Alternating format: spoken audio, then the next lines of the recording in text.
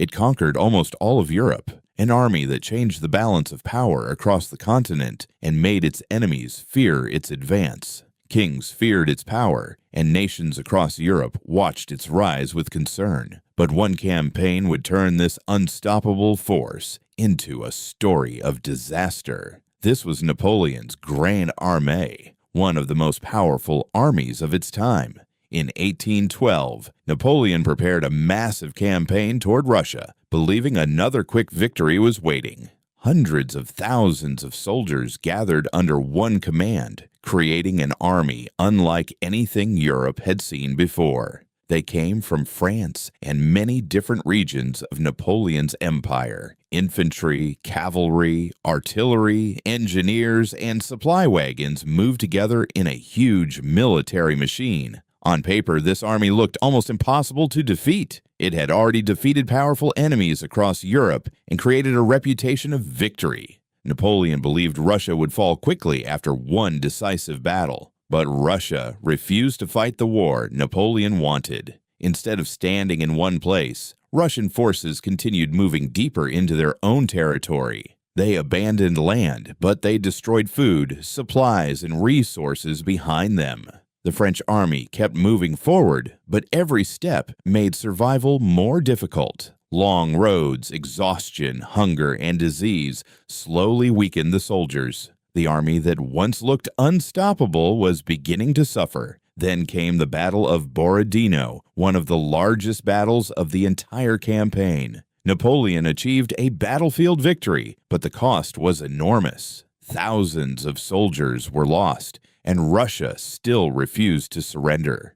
The road to Moscow was finally open. When the army entered the city, Napoleon expected the war to end, but Moscow was almost empty. There was no surrender, no peace agreement, only silence. Soon fires spread through the city, destroying the shelter and supplies the army desperately needed. Napoleon waited for a response that never arrived. As the days passed, winter moved closer. Every decision became more dangerous. Finally, the order was given to retreat, and that retreat became one of the greatest military disasters in history. The soldiers who entered Russia as conquerors now had to fight simply to survive. Snow covered the roads and freezing winds attacked exhausted men. Food disappeared, horses collapsed, and wagons were abandoned. Soldiers marched through the cold with damaged clothing, empty stomachs, and frozen hands. But winter was not the only enemy. Russian forces continued attacking the retreating army. Fast cavalry units targeted isolated soldiers and supply wagons again and again.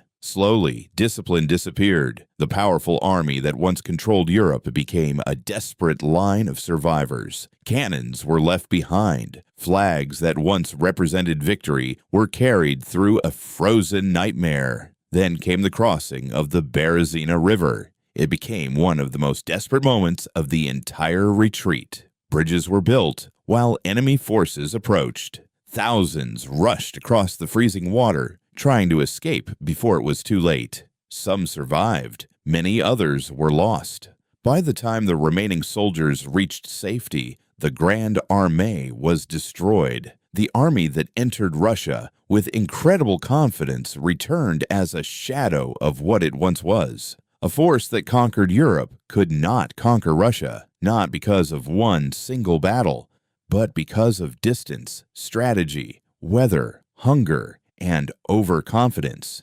History remembers great victories, but sometimes the most powerful lessons come from the greatest failures. This was the story of the army that conquered Europe and marched out of Russia in ruins.